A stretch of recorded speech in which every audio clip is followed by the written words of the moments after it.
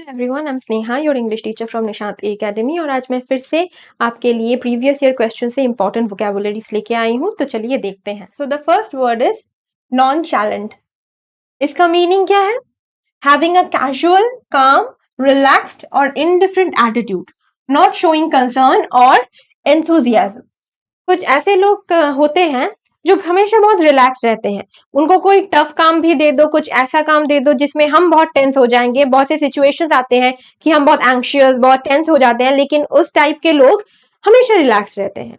उनको कुछ भी मतलब उनको कुछ भी ज्यादा सोचना नहीं पड़ता, ज्यादा टेंशन नहीं लेते, बहुत ही रिलैक्स रहते हैं। इन सब लोगों के लिए ये वर्ड आता है nonchalant. Okay, having a casual, calm, relax and indifferent attitude, मतलब उसके एटीट्यूड में कुछ डिफरेंस देखने को नहीं मिलता कि नॉर्मल सिचुएशन में भी वो जो बिहेवियर रहता है, कोई टफ सिचुएशन या कोई हार्ड सिचुएशन में भी उनका सेम ही बिहेवियर रहता है। ठीक है, तो सिनोनिम क्या होगा? Care free. Obviously care free attitude, किसी भी चीज का ज्यादा केयर नहीं, मतलब टेंशन नहीं लेते। केयर फ्री, नॉन चैलेंट, ये फिर से यहाँ पे आ गया। ठीक है, ये हो गया। अनकंसर्न्ड, अपैथेटिक, तो ये है इनके सिनोनिम। ठीक है, care free, unconcerned, apathetic. Antonym क्या है?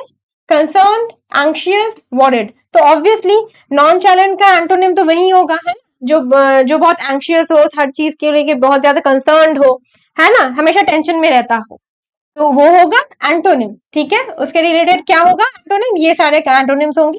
और synonym carefree, unconcerned, apathetic, ये सारे। ठीक है, नेक्स्ट वर्ड देख लेते हैं। Next word is recalcitrant. ठीक है, रिकल्सिट्रेंट का मतलब क्या है? stubbornly refusing to obey or comply with authority or control। कुछ ऐसे लोग होते हैं जो मतलब बहुत ही स्टबर्न होते हैं, वो किसी भी अथॉरिटी या हायर अथॉरिटी या कंट्रोल को ओबे करना रिफ्यूज करते हैं। वो ओबे नहीं करना चाहते, उनको मानना नहीं चाहते। ठीक है, कि मैं क्यों दूसरों के अंडर, हमेशा दूसरों के कंट्रोल, कोई मुझे क्यों कंट्रोल करे, मैं क्यों दूसरों के अंडर रहूं, है ना। तो तब हम क्या करते हैं? ये रिकल्सिट्रेंट, ये जो वर्ड है रिकल्सिट्रेंट, ये वर्ड आता है तब। ठीक है, जो इंसान किसी भी हायर अथॉरिटी को ओबे नहीं करना चाहता। कभी कभी होता है ना, ये सब लोग जॉब करना पसंद नहीं करते। क्यों नहीं करते? क्योंकि जॉब करने से मतलब जब हम कोई जॉब में रहते हैं तब दूसरों के बातों पे हमें चलना होता है, उनके वो जो बोलते हैं हमें वैसे हिसाब से अपना काम करना होता है। तो कुछ लोग इसलिए वो लोग बिजनेस प्रेफर करते हैं कि किसी के अंडर रह के काम नहीं करना, किसी के अंडर वो कोई हमें कंट्रोल क्यों करे। तो ये जिनका एटीट्यूड होता है उनके लिए ये रिकल्सिट्रेंट, ये वाला वर्ड आता है। ठीक है, और इसका सिनोनिम क्या क्या होगा? ऑब्स्टिनेट, डिफिएंट, अनकोऑपरेटिव, मतलब कोऑपरेट नहीं करना किसी के साथ, हमेशा जो हम सोचेंगे वही सही है और उसी तरह से चलना। स्टबर्न, ठीक है, वो भी बहुत जिद्दी होना। ठीक है, एंटोनिम क्या होगा इसका? कॉम्प्लायंट, ओबीडियंट, कोऑपरेटिव। तो जो लोग ओबीडियंट होते हैं, कोऑपरेटिव होते हैं, वो होगा इसका एंटोनिम। ठीक है, क्योंकि वो दूसरों की बात मानते हैं, सुनते हैं, है ना। सिर्फ ऐसा ही नहीं है कि मैं जो बोल रहा हूँ वही, मैं दूसरों की क्यों बात सुनूं। कुछ तो इंसान होते हैं किसी की भी बात नहीं सुनते। ठीक है, ये सिर्फ ऑफिशियल बातों के लिए भी नहीं है। बहुत से ऐसे लोग होते हैं जैसे बच्चे होते हैं कि माँ बाप की बात भी नहीं सुनते, किसी की बात नहीं सुनते, है ना, कि मैं अपनी जिंदगी अपने हिसाब से जीऊंगा। तो उसको भी हम रिकल्सिट्रेंट हम उनको भी बोलते हैं। ठीक है, जो थर्ड वर्ड है वो हो जेनेरिक। तो जेनेरिक का मीनिंग क्या है?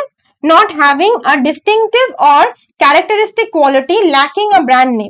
तो जेनेरिक किसको हम बोलते हैं? जिसका कोई डिस्टिंग, कोई अलग कोई नाम नहीं होता। ठीक है, कोई अलग कैरेक्टरिस्टिक नहीं होता, नॉर्मल ही होता है, जैसे दूसरे हैं वैसे ही, कुछ अलग करे, कुछ डिफरेंट नहीं होता उनमें। ठीक है, हम उन चीजों के लिए ये जेनेरिक वर्ड यूज करते हैं। तो इसका सिनोनिम क्या होगा? ऑब्वियसली जनरल, यूनिवर्सल, कॉमन, जो चीज बहुत ही कॉमन होता है, स्टैंडर्ड। ठीक है, ये होगा इनका सिनोनिम्स। हाँ, और एंटोनिम क्या होगा? Specific, unique, distinctive. तो जो चीज स्पेसिफिक हो, थोड़ी यूनिक हो, दूसरों से अलग हो, वो होगा इसका एंटोनिम। ठीक है, और जेनरिक मतलब इन जनरल, नॉर्मली, कॉमनली जो चीज है उसमें कुछ डिफरेंस नहीं है। उन सारी चीजों या उन सारे लोगों के लिए हम ये जेनरिक वर्ड यूज करेंगे। नेक्स्ट देख ले, स्टेलर। अब ये स्टेलर का मीनिंग क्या है? Exceptionally good, outstanding. तो कोई आउटस्टैंडिंग किसी चीज के लिए या किसी इंसान के लिए जिसके पास आउटस्टैंडिंग क्वालिटीज है या फीचर्स है, ठीक है, कोई चीज है जो बहुत ही अच्छा है, एक्सेप्शनली गुड, बहुत ही ज्यादा अच्छा, उसके लिए हम ये स्टेलर वर्ड यूज करते हैं, ठीक है। Synonym excellent, outstanding, super, brilliant, तो ये ऑब्वियसली ये जो सारे हैं इसी स्टेलर के सिनोनिम्स हो गए, है ना। एंटोनिम्स क्या होगा? पुअर, मीडियोकर, सब पर, तो ये जो सारे हैं, ये मीडियोकर, पुअर, सब पर, ये सारे हैं एंटोनिम्स ऑफ स्टेलर। ऑब्वियसली इनके एंटोनिम जो उतना अच्छा नहीं है, ठीक है, खराब क्वालिटी में है, तो वो ही होगा इसका एंटोनिम स्टेलर का, है। फिफ्थ वर्ड क्या है? अगस्ट। अगस्त, अगस्त का मतलब ये एक बहुत ही इंपॉर्टेंट वर्ड है, ठीक है, ये आप ठीक से देखिएगा, ये बहुत ही इंपॉर्टेंट वर्ड है, ये अगस्त वर्ड बहुत सारे एग्जाम्स में आते हैं। मीनिंग क्या है? शॉक्ड और हॉरिफाइड। जब आप किसी भी चीज को देख के मतलब शॉक हो जाना, डर लग जाना, ठीक है, बहुत ये क्या चीज देख लिया मैंने, ऐसा रिएक्शन या ऐसा कुछ अगर आए, filled with a sense of disgust और डिसमे, मतलब ये शॉक्ड होना मतलब बहुत खुशी से नहीं, एक डिस्गस्ट, ठीक है, आपको कोई चीज इतनी मतलब एक ऐसी चीज जैसे आपने कोई भूत देख लिया हो, आपको भूत देख के खुशी होगी? किसी को नहीं होती, है ना। तो ऐसी चीजों के लिए हम ये अगस्ट वर्ड यूज करते हैं, ठीक है। इसका सिनोनिम क्या होगा? हॉरिफाइड, शॉक्ड, अपल्ड, ठीक है, डिसमेड, ये सारे होंगे इसके सिनोनिम्स, ठीक है। एंटोनिम क्या होगा? अनफेस्ड, अनइम्प्रेस्ड, काम। तो कुछ देख के भी, कुछ ऐसा कुछ देख के भी जो आपको शॉक ना दे, आपको कोई टेरर ना दे, ऐसे देख के आपका क्या रिएक्शन होता है? आप काम रहते हैं, अनइम्प्रेस्ड रहते हैं, तो ये होगा इसका एंटोनिम, अगस्त का एंटोनिम यही होगा, ठीक है। नेक्स्ट वर्ड देख ले, next word is tempestuous. Tempestuous, इसका मीनिंग क्या है? Characterised by prone to violent और इंटेंस आउटबर्स्ट और स्टॉर्मी। तो कुछ चीजें हैं या कुछ इंसान होते हैं जो बहुत इंस्टेंट बहुत आउटबर्स्ट करते हैं, कुछ ऐसा हुआ, कुछ वायलेंट आउटबर्स्ट, कुछ झगड़ा हुआ तो मारने चले गए, ठीक है, इंस्टेंट आउटबर्स्ट है, एंगर का भी हो या कुछ और चीज का भी, अगर कोई स्टॉर्म या इंस्टेंट आउटबर्स्ट निकले, ठीक है, तो उसके लिए ये टेम्पेस्टुअस ये वर्ड आता है, ठीक है, यूज होता है टेम्पेस्टुअस, ठीक है। तो ये है इसकी मीनिंग। सिनोनिम क्या होगा? सिनोनिम होगा टर्ब्यूलेंट, स्टॉर्मी, ठीक है, टिम्यूल्चस, पैशनेट, ये जो सारे वर्ड्स हैं ये इसके सिनोनिम्स होंगे, है ना। एंटोनिम क्या होगा?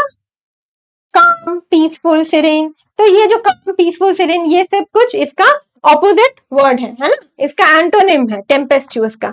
तो मतलब कुछ स्टॉर्मी, ठीक है, तूफान के जैसा, कोई इंसान भी तूफान के जैसा हो सकता है, कुछ चीज भी, तो कोई सिचुएशन भी तूफान के जैसा हो सकता है ना। तो ये वर्ड जब कुछ स्टॉर्मी चीज समझाने के लिए ये वर्ड यूज होता है, ठीक है।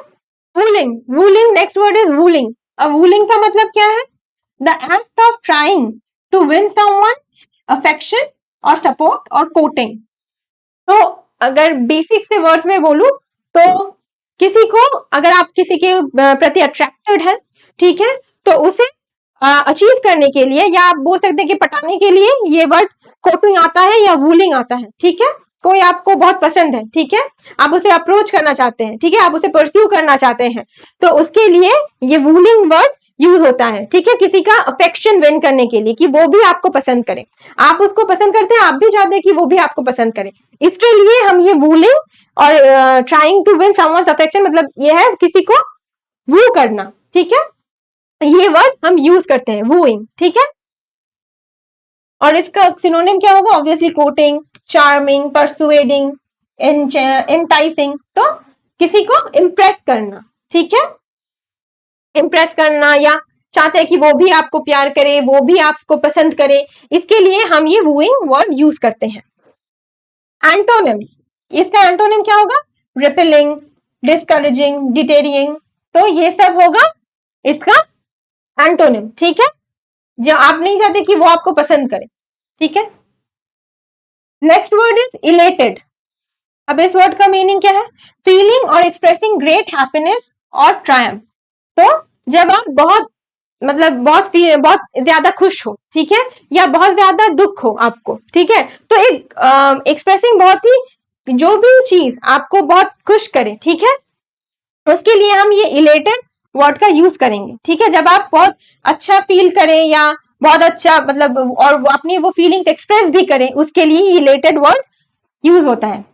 इसका सिनोनिम क्या होगा? यूफोरिक, जुबिलियंट, थ्रिल्ड और एक्सटैटिक, एक्सटैटिक, ठीक है, ये होगा इनका सिनोनिम। और एंटोनिम क्या होगा? Depressed, disheartened, disappointed. जब आप बहुत डिसअपॉइंटेड हो, डिप्रेस्ड हो कोई चीज देख के, ठीक है, उसका वही होगा इसका एंटोनिम, ठीक है, इलेटेड का। इलेटेड मतलब कुछ देख के आपको बहुत ही खुश हैं आप, बहुत देख के आपको, बहुत ही कुछ चीज देख के या कुछ हुआ है, कोई सिचुएशन आई है आपकी जिंदगी में जिससे आप बहुत ज्यादा खुश हैं, ठीक है, तो उसके लिए हम ये इलेटेड वर्ड यूज करेंगे। और जब कुछ ऐसा हो जिसकी वजह से आप बहुत डिप्रेस्ड, डिसहर्टेंड या डिसअपॉइंट हो, उसके लिए हम ये वही होगा इसका एंटोनिम, ठीक है। Okay, now come to the next word, एक्सोनरेटेड।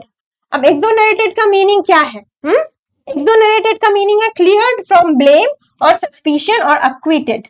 तो कभी कभी होता है ना, कोई किसी ने कुछ क्राइम किया हो, ठीक है, हमें लगता है कि इसने ये क्राइम किया है, उसे कोई जेल हो गई हो क्या कुछ, लेकिन जेल नहीं हुई, पता चला कि उसने वो क्राइम किया ही नहीं है, तो क्या होता है, उसके लिए हम उसको छोड़ देते हैं, है ना, उसको रिहा कर देते हैं, तो उसकी बेल हो जाती है, ठीक है। तो क्लियर फ्रॉम ब्लेम, तो ब्लेम से क्लियर हो जाना, वो किसी भी सिर्फ कोर्ट केसेस में या कोई क्राइम करने से ही नहीं, बहुत हमें नॉर्मल लाइफ में भी होता है कि किसी ने शायद आपके साथ कुछ गलत किया हो, है ना, तो आपको क्या लगता है कि आपने उसको ब्लेम किया हो कि तुमने ये किया मेरे साथ, इसीलिए मेरे साथ ऐसा हुआ, लेकिन बाद में आपको पता चला कि उसने वो चीज नहीं किया है, तब आप उस ब्लेम से उसको क्लियर कर देते हो, है ना, तो उसके लिए ये एक्सोनरेटेड वर्ड तब यूज होता है, ठीक है, क्लियर फ्रॉम ब्लेम और सस्पिशन और एक्विटेड, ठीक है। इसका सिनोनिम क्या होगा? एक्विटेड, क्लियर्ड, विंडिकेटेड और अब्सॉल्व्ड, ठीक है, ये होगा, ये सारे होंगे इसके सिनोनिम्स, ठीक है। और एंटोनिम्स क्या होंगे? कंडेम्ड, गिल्टी और ब्लेम। जब आपको सच में आपने वो किया हो और आपको गिल्टी प्रूफ किया गया हो, वो सारा सब होगा इसका एंटोनिम, ठीक है, एक्सोनरेटेड का एंटोनिम। चलिए लास्ट वर्ड देख लेते हैं। लास्ट वर्ड क्या है? रेप्रीमेंटेड। तो रेप्रीमेंडेड, तो रेप्रीमेंडेड का मतलब क्या है? ऑफिशियली क्रिटिसाइज और रिब्यूक्ड फॉर रॉन्ग डूइंग। तो जब किसी ने कुछ गलत किया हो, ठीक है, आपने उसको सबके सामने डांट दिया हो, ऑफिशियली मतलब क्या? मतलब सब जानते हैं कि आपने उस चीज के लिए आप उसे डांट रहे हो, उसको रिब्यूक कर रहे हो, ठीक है, आप उसके लिए उसे ब्लेम कर रहे हो, क्रिटिसाइज कर रहे हो, तो उसको लिए हम ये वर्ड का यूज करेंगे रेप्रीमेंडेड, ठीक है। तो ये भी थोड़ा सा इंपॉर्टेंट वर्ड है, ये आप देखिएगा ठीक से। तो इसका सिनोनिम क्या होगा? रिब्यूक्ड, स्कोल्डेड, ठीक है, डांटना, क्रिटिसाइज करना, चेस्टाइज्ड, तो ये सब कुछ होगा इसका सिनोनिम। एंटोनिम क्या होगा? उल्टा होगा, ऑब्वियसली प्रेज करना, प्रेज्ड होगा, किसी को आप तारीफ कर रहे हो कि उसने ये काम सच में बहुत अच्छा किया है उसके लिए, तो वो होगा इसका एंटोनिम, प्रेज्ड, कमेंडेड, अपलॉडेड, तो ये सारे होंगे इसके एंटोनिम्स। तो समझ में आया?